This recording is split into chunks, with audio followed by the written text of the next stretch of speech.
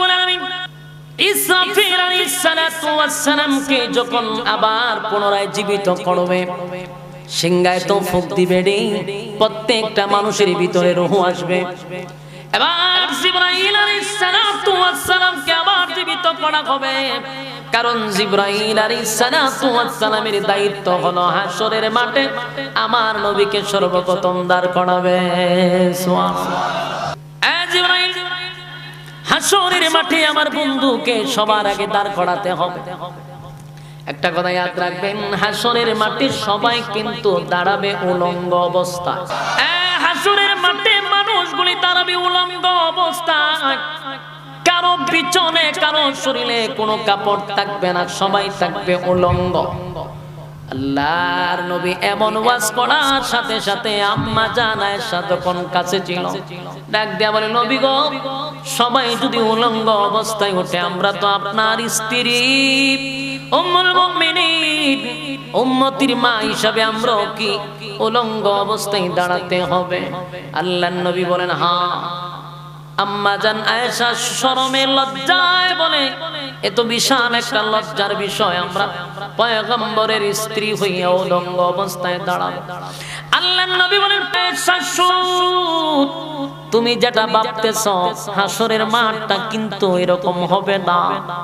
আয়েশা গো, 50,000 বছর যে হাশরের মাঠে দাঁড়ায় থাকতে হবে, মানুষ উলঙ্গ অবস্থায় হাশরের মাঠে দাঁড়াবে, কিন্তু 50,000 বছরের ভিতরে একবারও তার নিজের শরীরের দিকে তাকাবে না। এটা এত একটা ভয়ানক,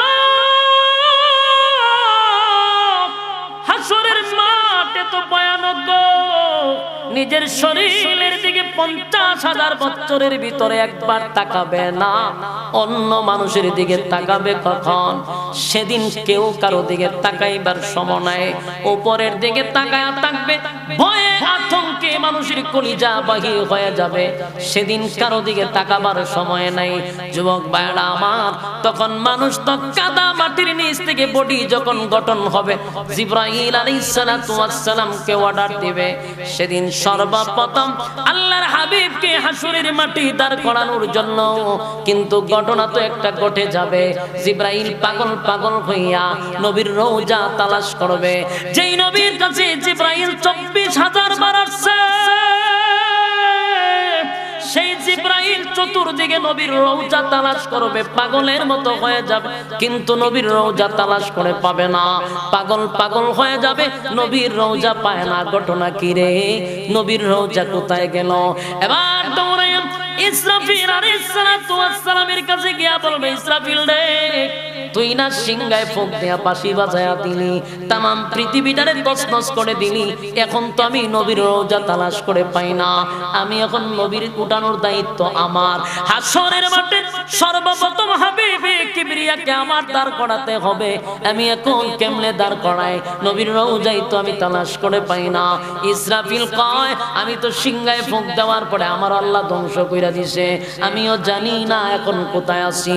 এবার জিবরাইল ইসরাফিল দুজনের পরামর্শে তারা বলল, চতুর্দিকে তালাশ করে কোনো লাভ নাই, কিয়ামতের সবচেয়ে বড় কথা হলো যেটা, যে সিংহায় একটা ফুঁক দিবে। এরকম কোন riwayat আছে 2 বার, কোন riwayat আছে 3 বার, সিংহায় ফুঁক হবে 3 বার, আবার 2 বারও বলা হয়েছে। তো প্রথম যখন সিংহায় ফুঁক দিবে, তখন একটা বিকট আওয়াজ শুরু হবে। এই বিকট আওয়াজটা চলমান, একবার হইতো না, বন্ধ হইতো না, এটা 6 মাস পর্যন্ত আওয়াজ চলতেই থাকবে, এবং যতটুক সময় যাবে বিকট থেকে বিকট, বিকট থেকে বিকট, ভয়ানক থেকে ভয়ানক আওয়াজ খালি চলতেই থাকবে। প্রথম আওয়াজে সব তছনছ হয়ে যাবে, সমস্ত কিছু যা আছে সব ধ্বংস হয়ে যাবে, কোনো প্রাণী আর বেঁচে থাকবে না, সব ধ্বংস হবে। প্রথম ফুঁকটাতে দিবে, এটা আস্তে আস্তে বাড়তে থাকবে। এই বাড়াটা কতক্ষণ থাকবে? 6 মাস একাধারায় একটা ফুঁকের আওয়াজ 6 মাস চলতে থাকবে। কি পরিমাণ আওয়াজ হবে আপনারা একটু এক্সাম্পল দিই। সূর্যটা এই পৃথিবীর থেকে 9,30,00,000 মাইল উপরে, বিজ্ঞান হয়, ধইরা নিলাম বিজ্ঞানের কথা। এবং সূর্যটা এই পৃথিবীর থেকে 13 লক্ষ গুণ বড়। কথা কি বুঝেন? 13 লক্ষ গুণ বড় যদি হয় তাহলে পৃথিবীর থেকে আরো 13 লক্ষ গুণ বড় এই সূর্য, যেটা আমরা উদ্দূর দেখি। এই সূর্যটা আওয়াজের সুরে টুকরা টুকরা হয়ে জমিনে পড়বে। আপনি কি বুঝেন এটার কেমন আওয়াজ হইব? সাধারণ কথা। বিকট থেকে বিকট সূর্য ভেঙে টুকরা টুকরা হয়ে পড়বে, চন্দ্র ভেঙে যাবে, তারকা ছুটে ছুটে পড়বে। জমিন তো থাকতো না, কারণ 13 লক্ষ গুণ বড় সূর্য হয়, তো এক চন্দ্র বললেই তো দুনিয়া শেষ। কথা হয় না? সব তো তামা তামা হইলে সূর্য বললই, এরপরে চন্দ্র, এরপরে তারকা, সূর্যের থেকে আরো কোটি গুণ বড়। তারকার সংখ্যা কতটা? কথা হয় না? আপনারা সামনে ওয়াজ করুন, বড় কষ্ট, বড় কষ্ট বক্তাদের। ওয়াজ করার মতো আগ্রহ আই না, কথা বলার কোনো জজবাই ওঠে না শরীরে। ইতারে গুতাইতে গুতাইতে তা আওয়াজ করে নিলে অভ্যাসে পরিণত হয়ে গেছে। তো হতকান ঠেলায় টোলায় আমি নিমু বলছি, আপনারা যে আওয়াজ না দেন আমার ফিকআপ জীবনও বাড়াইতে এইভাবে আমি কথা কম, অসুবিধা নাই। যেই তালের শ্রোতা এই তালের বক্তা হিসেবে ওয়াজ করতে। আপনারা যে গুতানি লাগে আওয়াজের লেগে থেকে কেমন হইব? আমি যে কইলাম একটু হা হু কইেন, মুখটা যে একবারে বাইন্দা তো রাখছেন তো কেমন হইব? বলুন, সূর্য, চন্দ্র, গ্রহ, নক্ষত্র, পাহাড়, পর্বত, সাগর, নদী, নালা, খাল, বিল, কীট, পতঙ্গ সব ধ্বংস। সাগর যে আছে, আটলান্টিক সাগর, মহাসাগর, ভারত সাগর, আরব সাগর, প্রশান্ত সাগর, সব সাগরের পানি এক জায়গায় হবে এবং আগুন ধরে দেবে। এটা কি ছোটো খাটো আওয়াজ? আমি আওয়াজটা বুঝাইতে চাই যে কি পরিমাণ ভয়ঙ্কর আওয়াজ হবে, যেই আওয়াজে সূর্য ভেঙে টুকরা টুকরা হয়ে যাবে।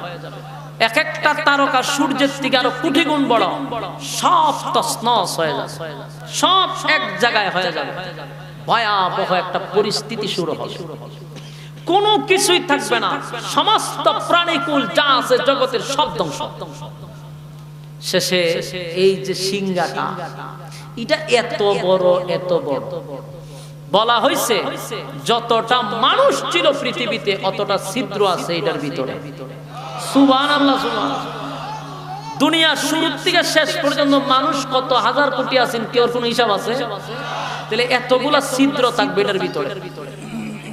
অন সিংহাটা কত বড়! সুবহানাল্লাহ, সুবহানাল্লাহ। এই সিংহা যে কত বড় এটা বলার মতো না। বিশাল বড় সিংহা।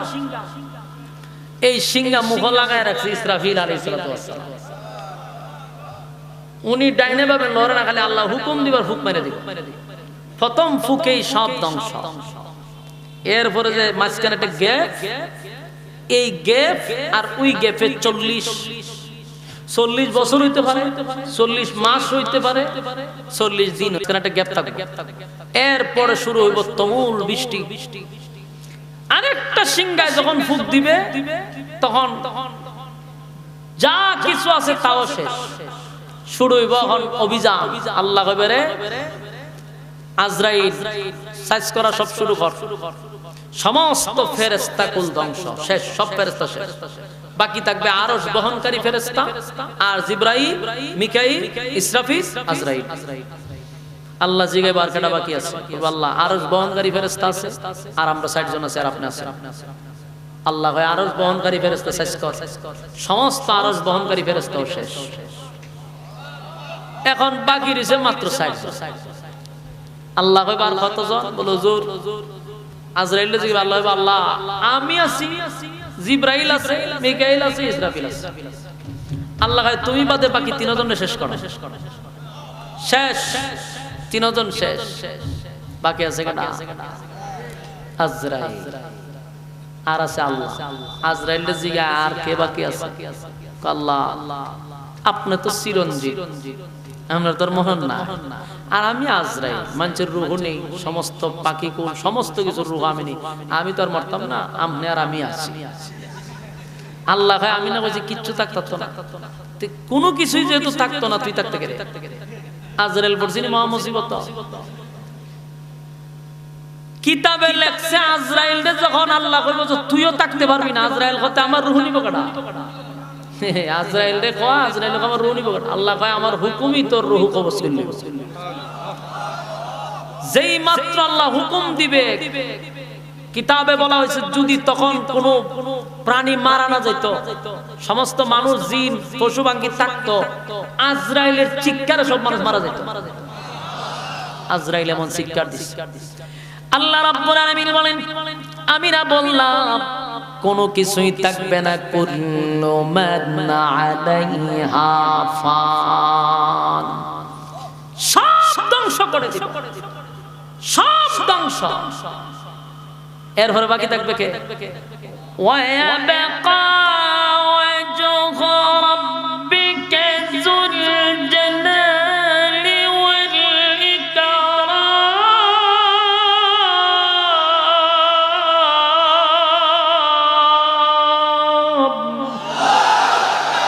আল্লাহ কয় আমি না বুঝি সব ধ্বংস, একমাত্র বাকি থাকবো আমি। তুই থাকতে গেলে তখন হুকুম দিবা আজরাইল তুইও শেষ।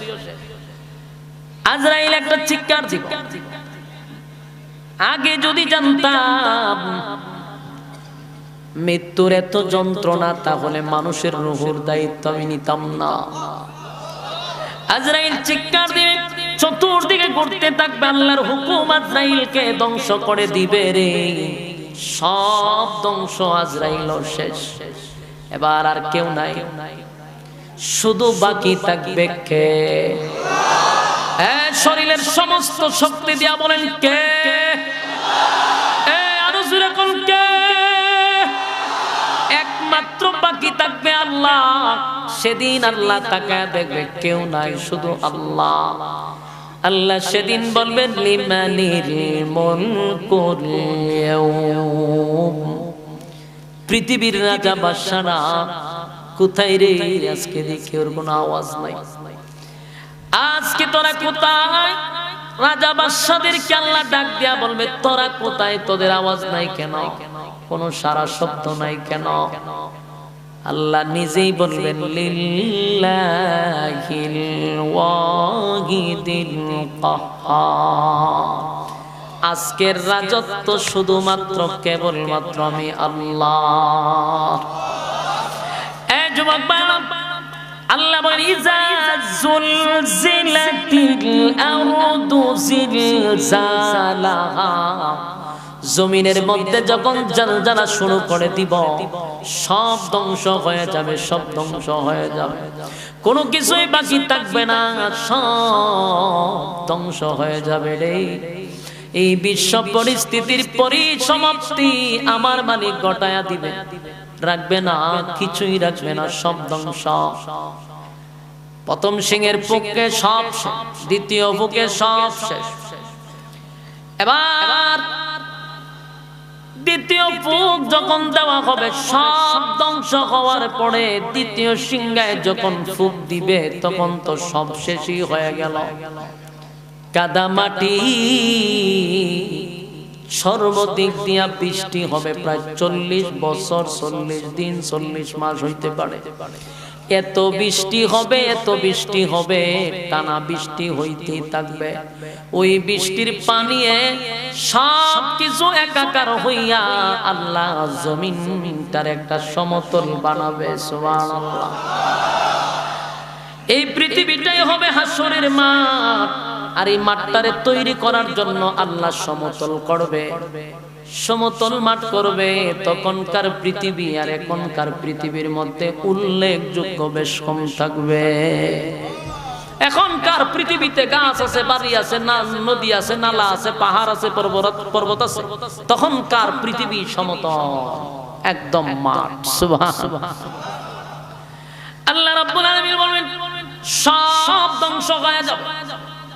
সবাই যখন শেষ, শুধুমাত্র বেঁচে থাকবে একমাত্র চিরঞ্জীব আল্লাহ। বলুন আল্লাহর কোন মরণ আছে? কথা হয় না। আল্লাহু লা ইলাহা ইল্লাহু আল হাইয়ুল কাইয়্যুম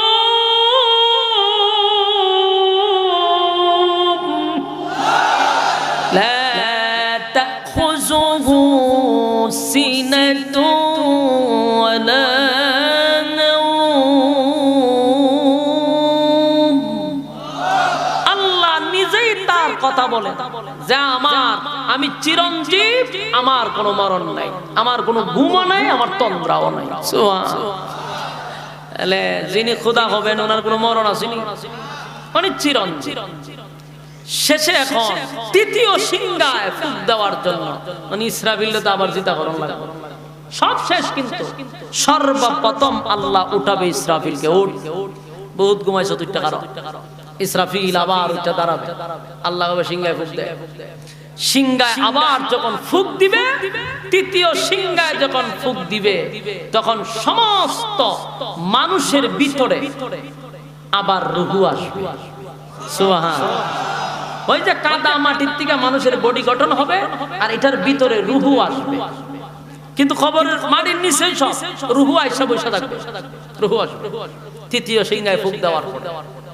কিন্তু হাসরের মাঠে সর্বপ্রথম যিনি দাঁড়াবে তিনি হলেন হাবিবে কিবরিয়া নবী মুহাম্মদুর রাসূলুল্লাহ সাল্লাল্লাহু আলাইহি ওয়াসাল্লাম। সর্বপ্রথম এবার আল্লাহ রাব্বুল আলামিন ইসরাফিল আলাইহিস সালাতু ওয়াস সালামকে যখন আবার পুনরায় জীবিত করবে, সিংহায় তো ফুঁক দিবে রে, প্রত্যেকটা মানুষের ভিতরে রূহ আসবে। এবার জিবরাইল আলাইহিস সালাতু ওয়াস সালামকে আবার জীবিত করা হবে, কারণ জিবরাইল আলাইহিস সালাতু ওয়াস সালামের দায়িত্ব হলো হাসরের মাঠে আমার নবীকে সর্বপ্রথম দাঁড় করাবে। সুবহানাল্লাহ। দাঁড় করাবে আমার নবীর দায়িত্ব হলো জিবরাইল। জিবরাইলকে আবার দাঁড় করাবে। জিবরাইল, হাসরের মাঠে আমার বন্ধুকে সবার আগে দাঁড় করাতে হবে। একটা কথা ইয়াদ রাখবেন, হাসরের মাঠে সবাই কিন্তু দাঁড়াবে উলঙ্গ অবস্থায়। কি অবস্থা? আপনারা কিন্তু আওয়াজ দিতে হবে, সাথে সাথে কাউন্টার দিবেন। বলুন কি অবস্থা? হাসরের মাঠে মানুষগুলি দাঁড়াবে উলঙ্গ অবস্থায়, কারো পিছনে কারো শরীরে কোনো কাপড় থাকবে না, সবাই থাকবে উলঙ্গ। আল্লাহর নবী এমন ওয়াজ করার সাথে সাথে আম্মা জান আয়েশা যখন কাছে ছিল, ডাক দিয়া বলে, নবী গো, সবাই যদি উলঙ্গ অবস্থায় ওঠে, আমরা তো আপনার স্ত্রী উম্মুল মুমিনিন, উম্মতির মা হিসাবে আমরাও কি উলঙ্গ অবস্থায় দাঁড়াতে হবে? আল্লাহর নবী বলেন, হ্যাঁ। আম্মা জান আয়েশা শরমে লজ্জায় বলে, এত বিশাল একটা লজ্জার বিষয়, আমরা পয়গম্বরের স্ত্রী হইয়া উলঙ্গ অবস্থায় দাঁড়াবো? আল্লাহর নবী বলেন, আয়েশা শুন, তুমি যেটা ভাবতেছ হাসরের মাঠটা কিন্তু এরকম হবে না। আয়েশা গো, 50,000 বছর যে হাসরের মাঠে দাঁড়ায় থাকতে হবে, মানুষ উলঙ্গ অবস্থায় হাসরের মাঠে দাঁড়াবে, কিন্তু 50,000 বছরের ভিতরে একবারও তার নিজের শরীরের দিকে তাকাবে না। এটা এত একটা ভয়ানক, হাসরের মাঠ এত ভয়ানক, নিজের শরীরের দিকে 50,000 বছরের ভিতরে একবার তাকাবে না, অন্য মানুষের দিকে তাকাবে কখন? সেদিন কেউ কারো দিকে তাকাইবার সময় নাই, উপরের দিকে তাকায়া থাকবে, ভয়ে আতঙ্কে মানুষের কলিজা বাহির হয়ে যাবে, সেদিন কারো দিকে তাকাবার সময় নাই। যুবক ভাইরা আমার, তখন মানুষ তো কাদা মাটির নিচ থেকে বডি যখন গঠন হবে, জিবরাইল আলাইহিস সালাতু ওয়াস সালামকে অর্ডার দিবে, সেদিন সর্বপ্রথম আল্লাহর হাবিবকে হাসরের মাটি দাঁড় করানোর জন্য কিন্তু ঘটনা তো একটা ঘটে যাবে। জিবরাইল পাগল পাগল হইয়া নবীর রওজা তালাশ করবে। যেই নবীর কাছে জিবরাইল 24,000 বার আসছে, সেই জিবরাইল চতুর্দিকে নবীর রওজা তালাশ করবে, পাগলের মতো হয়ে যাবে, কিন্তু নবীর রওজা তালাশ করে পাবে না, পাগল পাগল হয়ে যাবে, নবীর রওজা পায় না। ঘটনা কি রে? নবীর রওজা কোথায় গেল? এবার দৌড়ে ইসরাফিল আলাইহিস আলাইহিসসালাতু ওয়াসসালামের কাছে গিয়া বলবে, ইসরাফিল রে, তুই না সিংহায় ফুঁক দিয়া বাঁশি বাজায়া দিলি, তামাম পৃথিবীটারে তছনছ করে দিলি, এখন তো আমি নবীর রওজা তালাশ করে পাই না, আমি এখন নবীর উঠানোর দায়িত্ব আমার। হাশরের মাঠে সর্বপ্রথম হাবিবে কিবরিয়াকে আমার দাঁড় করাতে হবে, আমি এখন কেমনে দাঁড় করাই? নবীর রওজাই তো আমি তালাশ করে পাই না। ইসরাফিল কয়, আমি তো সিংহায় ফুঁক দেওয়ার পরে আমার আল্লাহ ধ্বংস কইরা দিছে, আমিও জানি না এখন কোথায় আছি। এবার জিবরাইল ইসরাফিল দুজনের পরামর্শে তারা বলল, চতুর্দিকে তালাশ করে কোনো লাভ নাই, যেহেতু মাটির নিচেই পয়গম্বরের রওজা, তাই মাটিরে জিজ্ঞাসা কর মাটির পেটের ভিতরে নবীরে কোথায় রাখছে। সুবহানাল্লাহ। এবার জিবরাইল দৌড়াইয়া মাটির কাছে গিয়ে বলে, মাটি রে, তোর পেটের ভিতরে কোথায় পয়গম্বরে রাখছো, তাড়াতাড়ি বল। আমি তো গোটা চতুর্দিকে ঘুরতেছি, নবীর রওজা আমি তালাশ করে পাই না। মাটি কয়, এ জিবরাইল, তুমি আমারে জিজ্ঞাসা করতেছো আমার পেটের ভিতরে নবীরে কোথায় রাখছে? আমার মধ্যে যে ইসরাফিলের সিংহায় ফুঁক দিছিল, আমার মধ্যে যে একটা কম্পন সৃষ্টি হয়েছিল, আমার শরীরের অংশ বিভিন্ন জায়গায় ছড়ায়া ছিটায়া পড়ছে, আমি মাটির কোনো অস্তিত্ব নাই, সবগুলারে একাকার কইরা ফলাইছে। পৃথিবী তো ধ্বংস হয়ে গেছিল, সব তছনছ হয়ে গেছে, আমার পেটের ভিতরে হাবিবে কিবরিয়াকে কোথায় রাখছি আমি মাটিরও কোনো খবর নাই। সুবহানাল্লাহ।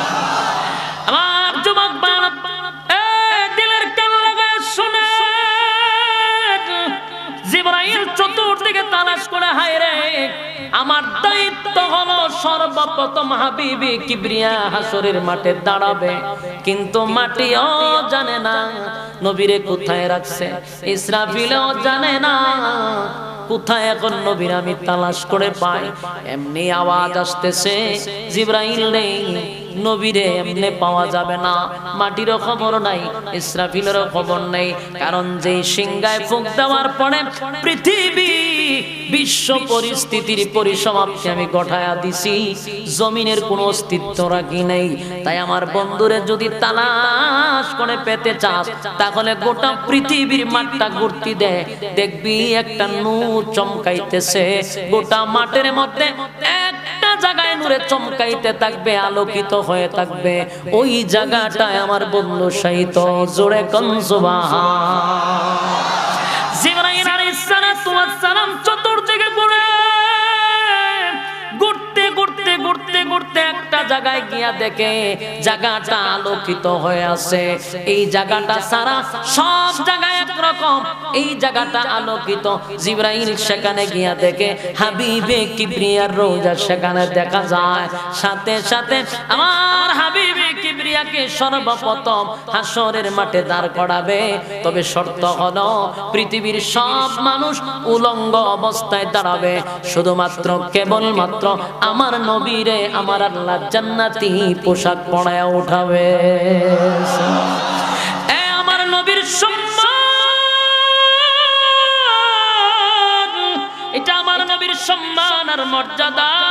সব নবীরা, সব পয়গম্বররা একরকম, আমার নবী ভিন্ন।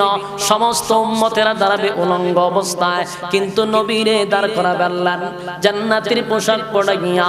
সেদিন হাশরের মাঠে সর্বপ্রথম নবীরে সবার আগে দাঁড় করাবে, এরপরে আস্তে আস্তে আল্লাহ রাব্বুল আলামিন হুকুম দিবে সবাই কাদা মাটির নিচ থেকে উলঙ্গ অবস্থায় কলিজা পাটা পিপাসা লইয়া হাশরের মাঠে মানুষগুলো দাঁড়াবে। এই মানুষগুলার এত পিপাসা, কলিজা পাটা পিপাসা থাকবে গো, পৃথিবীর সব পানি যদি তার মুখে ঢেলে দেওয়া হয় তারপর তার তৃষ্ণা নিবারণ হবে না। এত পিপাসা লইয়া উলঙ্গ অবস্থায় মানুষগুলা দাঁড়াবে। আল্লাহর নবী বলেন, আমি সর্বপ্রথম ওইটা দৌড়াইয়া এমন একটা জায়গায় আমারে নিয়ে দাঁড় করাবে, এই জায়গাটার নাম হলো হাউজে কাউসার। হাউজে কাউসার ক্রস করে, হাউজে কাউসার ক্রস করে তারপরে কিন্তু হাশরের মাঠে গিয়া দাঁড়াতে হবে। তাহলে নবীর একটা পয়েন্টে রাখছে, সেখানে নবীরে দাঁড় করাইল, নবী যেন তার বরকতি হাতের পানি পান করাইয়া দিতে পারে। বরকতি হাতের পানি পান করাইয়া তারপরে যেন মানুষ হাসরের মাঠে যায়। আল্লাহ রাব্বুল আলামিন এত বড় নিয়ামত আমার নবীরে দিছে রে, হাউজে কাউসারের মতো নিয়ামত। বাবা আদম থেকে নিয়া ঈসা রূহুল্লাহ, কত নবী রাসূল আমার আল্লাহর জন্য পাগল, কিন্তু আমার আল্লাহ হাউজে কাউসার দান করে নাই। আদম নবী প্রথম নবী, প্রথম মানুষ। 350 বছর যেখানে আদম নবী শুধু কাঁদছে, এরপরও আমার মালিক হাউজে কাউসার দেন। নূহ আলাইহিস সালাতু ওয়াস সালাম 950 বছর কাঁদছে, কিন্তু তারপরেও নূহ পয়গম্বরকে হাউজে কাউসার দেয় নাই। ইব্রাহিম খলিলুল্লাহ আল্লাহর বন্ধু, কত পরীক্ষায় উনি উত্তীর্ণ হইল, কত পরীক্ষায় ফার্স্ট ডিভিশনে পাস করলো, আল্লাহ উপাধি দিল খলিলুল্লাহ। সেই খলিলুল্লাহকে আল্লাহ হাউজে কাউসার দেয় নাই। মুসা আল্লাহর সঙ্গে কথা বলতো, উপাধি পাইল কালিমুল্লাহ। এরপরও কালিমুল্লাহ রে আল্লাহ হাউজে কাউসার দিল না। সব নবীরা কান্নাকাটি করছে নবী, আর সব নবীরা আল্লাহর জন্য পাগল ছিল। সব নবীরা পরীক্ষায় পাস হইল, কিন্তু আমার নবীরে হাউজে কাউসার দেওয়ার কারণ হলো আল্লাহ বলেন সব নবীরা আমার জন্য পাগল, আর আমি আপনার নামের উপাধি দিলাম হাবিবুল্লাহ। আমি আল্লাহ স্বয়ং আপনার পাগল। একটা জবান বন্ধ রাখবেন, আল্লাহু আকবার। আর জোরে কোন আল্লাহু আকবার। এই মানের আওয়াজ দিয়ে বলেন আল্লাহু আকবার। আমার নবীর কত মায়া, আমার নবীর কত শান আর কত মান। হাসরের মাঠে সেদিন আল্লাহ হাউজে কাউসারের পারে নবীরে দাঁড় করাবে। নবীজি সেদিন বরকতি হাতে এক পেয়ালা পানি মানুষকে পান করাবে। আগেই বলছি, এত পিপাসা থাকবে মানুষের, কলিজা ফাটা পিপাসা। তামাম পৃথিবীর মানুষের পানি, তামাম পৃথিবীর সাগরের পানি তার মুখে ঢেলে দিল, তৃষ্ণা নিবারণ হবে না। এত পিপাসা লইয়া মানুষ যখন দাঁড়াবে, আল্লাহর নবী সেদিন হাউজে কাউসারের দ্বারে দাঁড়াবে। দাঁড়াইয়া এক পেয়ালা পানি নবীর বরকতি হাতে উম্মতকে পান করাবে। এক পেয়ালা পানি যারা পান করবে গো, এক পেয়ালা পানি নবীর হাতে যারা পান করবে, কপাল খুলে যাবে। হাসরের মাঠে আল্লাহর আরশের ছায়ার নিচে তারা বসার জায়গা পাবে। 50,000 বছরের ভিতরে পানির পিপাসা লাগবে না, পানির কোনো চাহিদা থাকবে না, পানির পিপাসা ওটাও লাগবে না। আল্লাহর আরশের ছায়ার নিচে বসার জায়গা পেয়ে যাবে। কিন্তু আফসোসের ব্যাপার হলো সবাই তো আর নবীর বরকতি পানি পান করতে পারবে না। বলুন সবাই কি পানি পান করব? না, সবাই তো আর নবীর বরকতে হাতের পানি পাবে না রে। আমার নবী যখন দাঁড়ায় থাকবে, ডান পাশে আবু বকর, বাম পাশে হযরত ওমরকে লইয়া পানি বাটবে। কিন্তু হঠাৎ করে নবী তাকায়া দেখবে কোটি কোটি হাজার কোটি দলে দলে দলে দলে মানুষ আসতেছে নবীর বরকতি হাতের পানি পান করার জন্য। আর নবীর উম্মত তো বেশি, চতুর্দিক দিয়ে মানুষ দলে দলে যাকে যাকে মানুষ আসতেছে। সবাই আমার নবীরে দেখবে রে, নবীরে ভালো করে চিনবে। ওই দেখ আমার নবী হাউজে কাউসারের পাড়ে দাঁড়াইয়া পানির জন্য বসে আছে। এক পেয়ালা পানি যদি পান করতে পারি আর কোনোদিন পিপাসা লাগবে না। তাই তো মানুষ দলে দলে পাগল পাগল হইয়া হাউজে কাউসারের পাড়ের সামনে আসবে। কিন্তু আশ্চর্যের ব্যাপার হলো মানুষ পাগল হইয়া নবীর নবীর কাছে পানি পান করার জন্য আসবে, নবীও পাগল হইয়া উম্মতকে পানি পান করাইতে যাবে। কিন্তু দুঃখের বিষয় হলো অনেক মানুষের সামনে মাঝখানে পর্দা পড়ে যাবে, নবীও তাদেরকে দেখবে না, তারাও নবীরে দেখবে না। মানুষ পাগল হইয়া আসছিল পানি পান করার জন্য, কিন্তু এখন নবীরও দেখে না, নবীও তাদেরকে দেখে না। আল্লাহর নবী চিৎকার দিয়ে বলবে, মালিক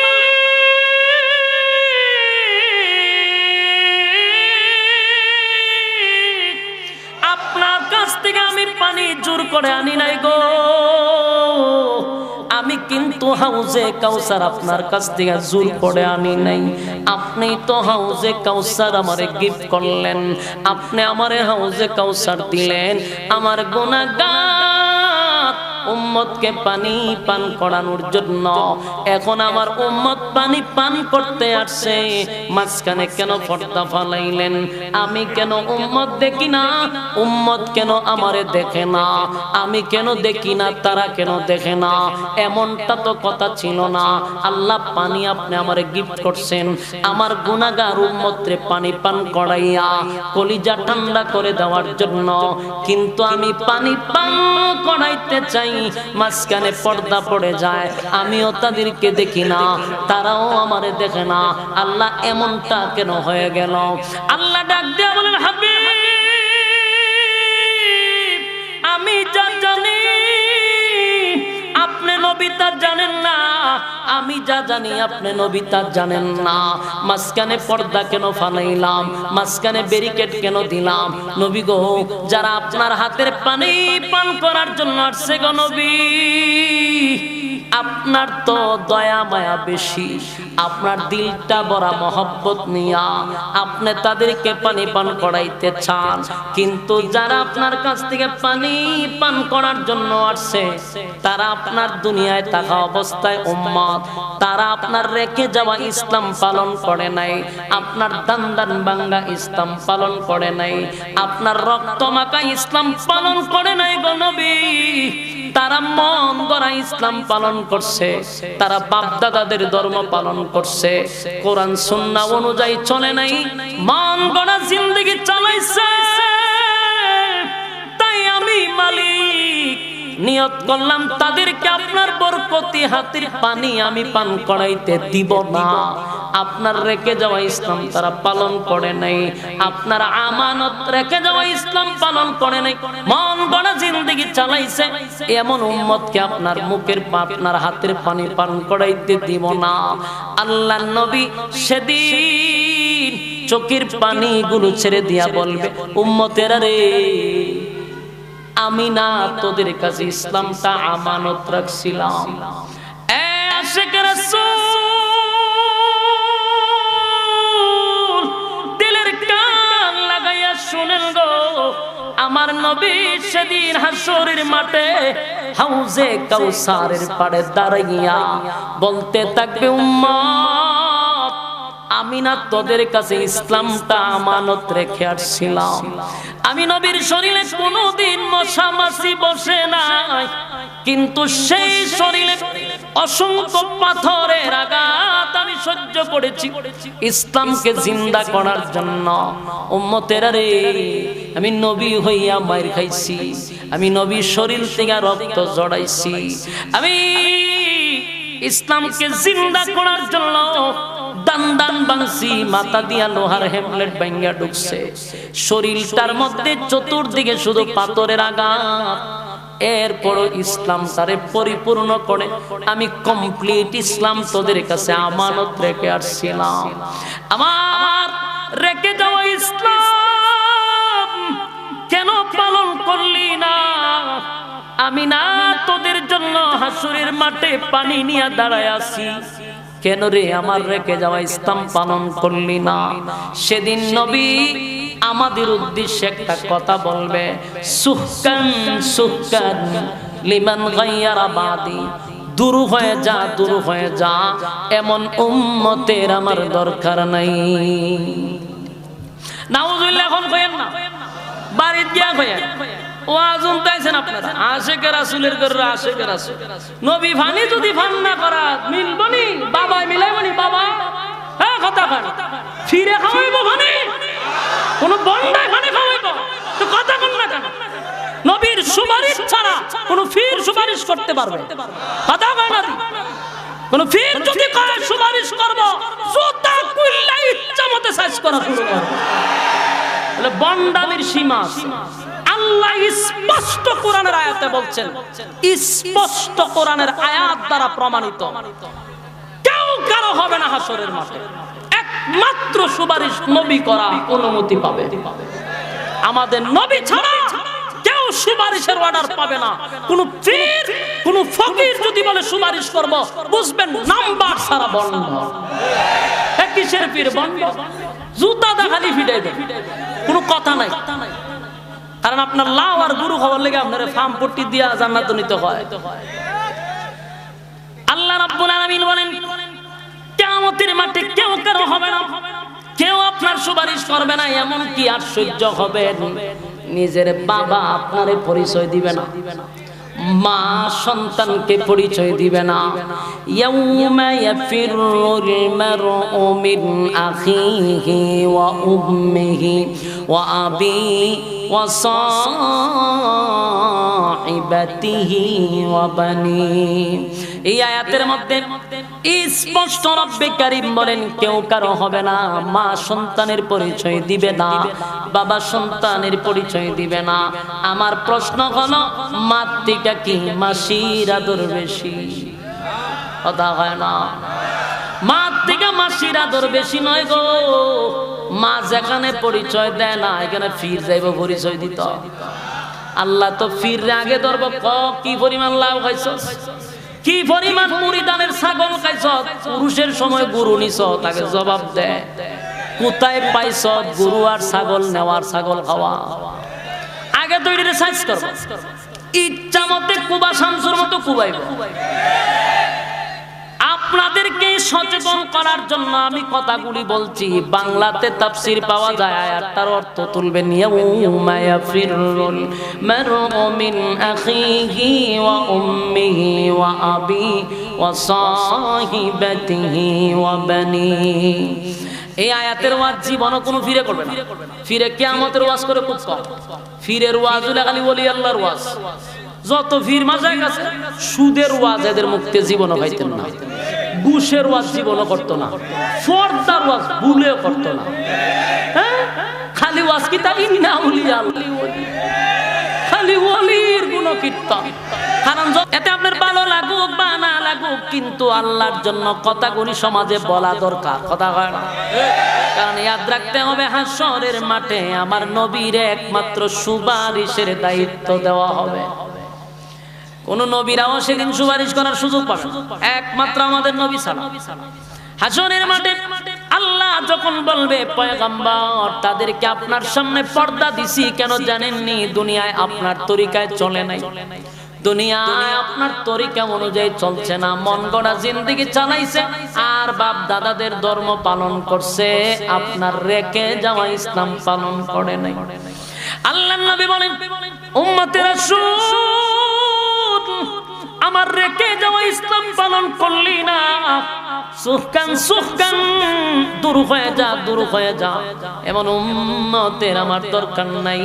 আমি আপনাদের কাছে জানতে চাই গো, আমার নবী যদি বলে দূর হয়ে যা, দূর হয়ে যা, আল্লাহর জমিনে ওই হাসরের মাঠে আর কি কেউ আপনারে সুপারিশ করবে?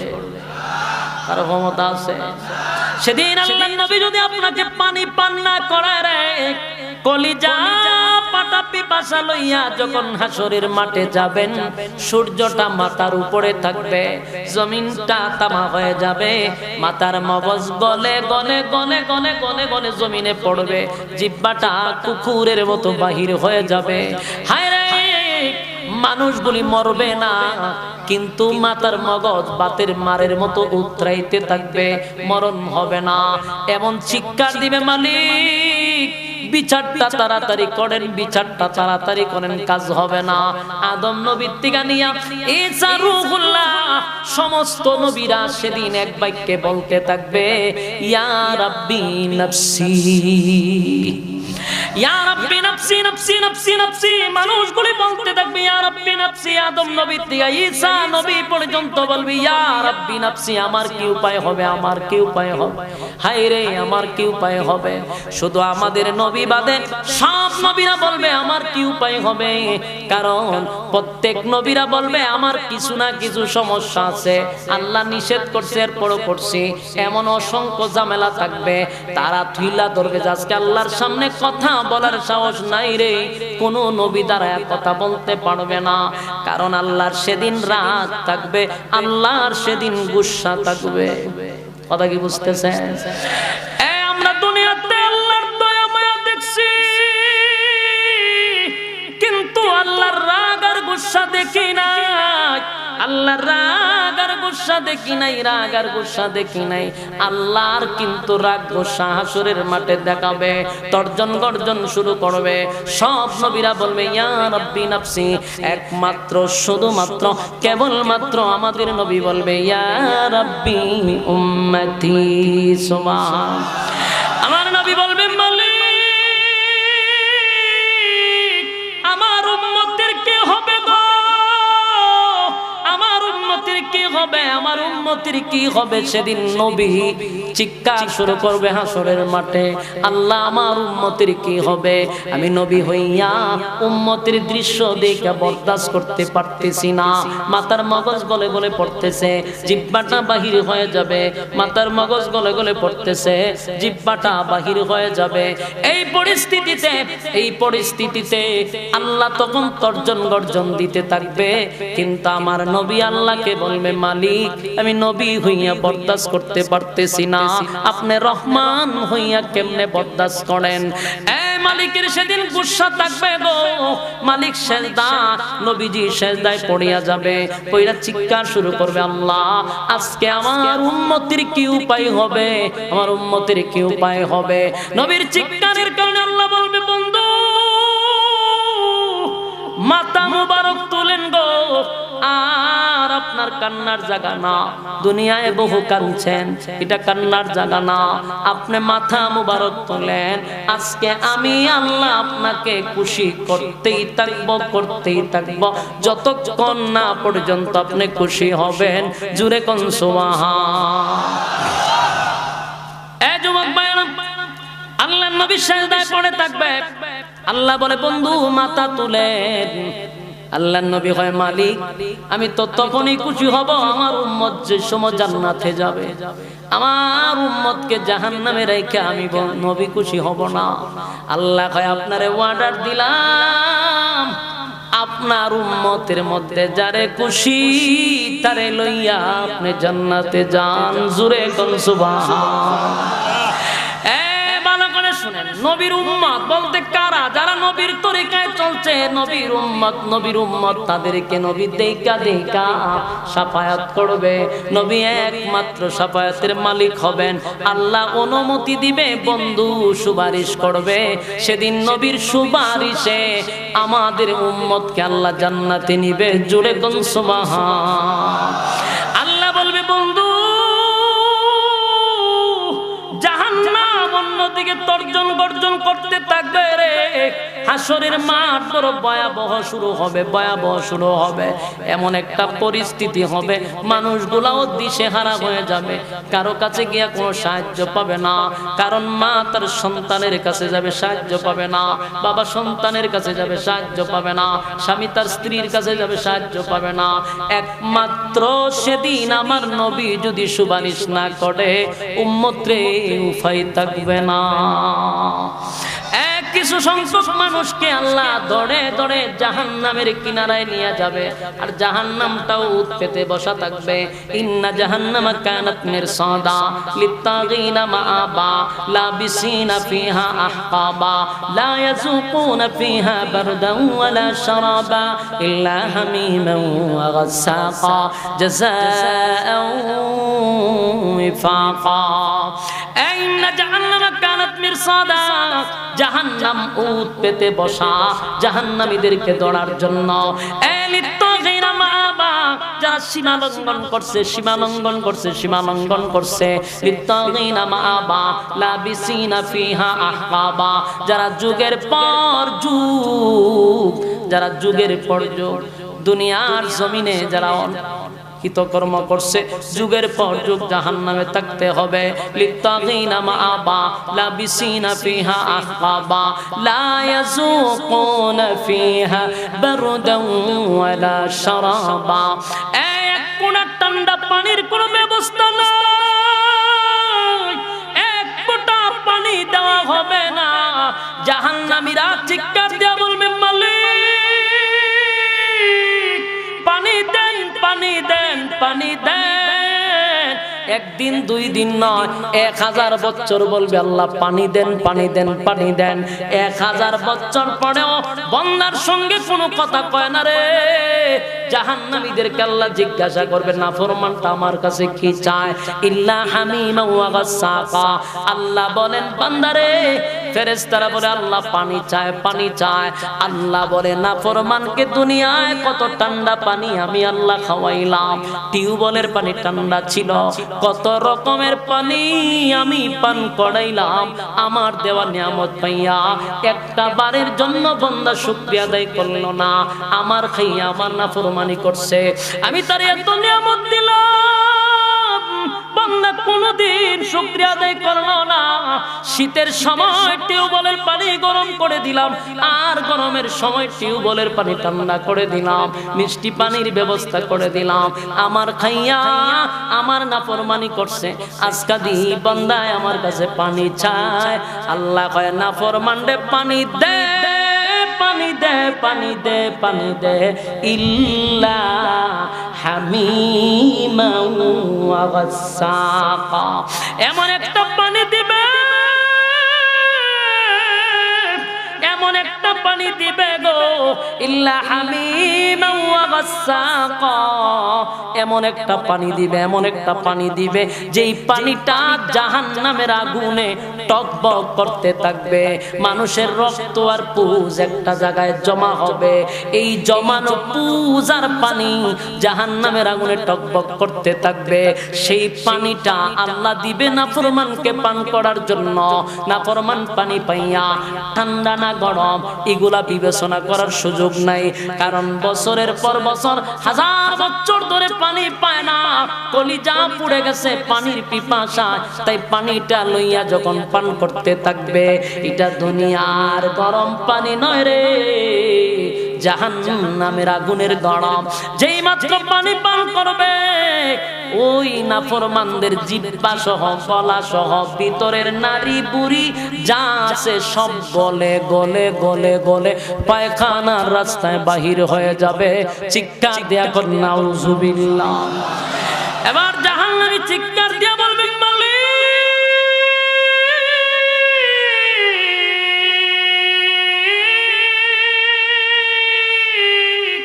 কেমন পানি দিছ গো, কেমন পানি দিলা, কেমন পানি দিলা, কেমন পানি দিলা? পানি পান করার আগেই তো ভালো ছিল, পানি পান করার পরে এখন আর অস্তিত্ব নেই, নারী বুড়ি সব বাহির হয়ে যাবে।